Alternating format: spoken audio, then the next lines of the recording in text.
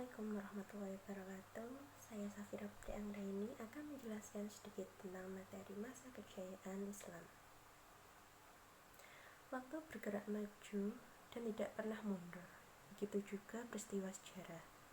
Sebagai manusia yang diberi akal, pasti sudah mengingat apa dan bagaimana kejadian yang terjadi pada masa lalu. Akal dapat memprediksi kejadian yang akan datang dengan belajar dari masa lalu. Berikut adalah beberapa sebab kemunduran dan runtuhnya peradaban Islam. 1. Mulai pudarnya ketaatan pemeluknya kepada Sang Khalik, saling dengki dan serakah.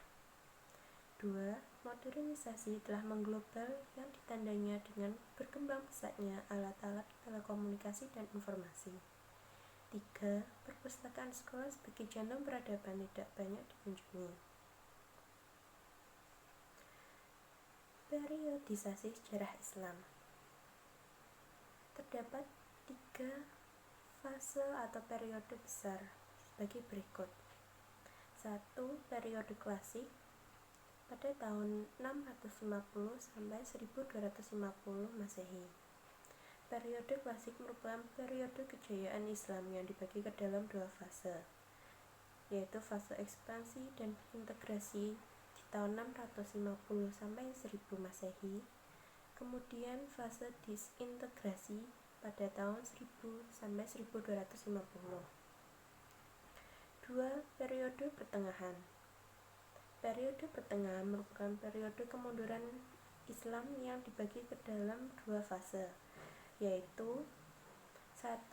Fase kemunduran pada tahun 1250 sampai 1500 Masehi dan fase kemunculan ketiga kerajaan besar yang dimulai dengan zaman kemajuan di tahun 1500 sampai 1700 Masehi dan zaman kemunduran di tahun 1700 sampai 1800 Masehi.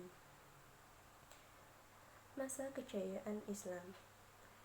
Masa kejayaan Islam terjadi pada sekitar tahun 650 sampai 1200 Masehi. Periode ini disebut periode klasik.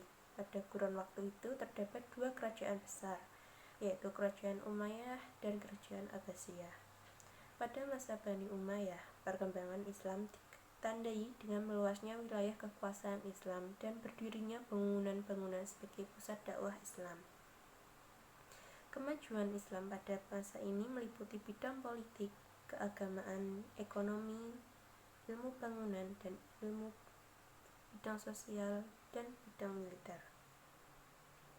Perkembangan Islam pada masa Bani Abbasiyah ditandai dengan pesatnya perkembangan ilmu pengetahuan. Kemajuan Islam seperti ilmu pengetahuan ekonomi, ilmu bangunan, ilmu sosial, dan ilmu bidang militer.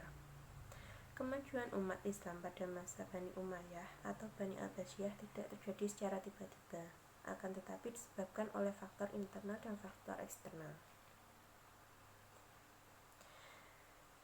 Ada beberapa tokoh yang memberikan atau menyumbangkan karyanya untuk peradaban umat manusia.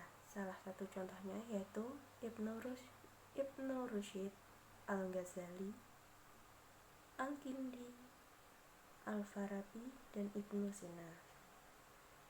Sekian dari penjelasan materi saya, kurang lebihnya mohon maaf. Terima kasih dan wassalamualaikum warahmatullahi wabarakatuh.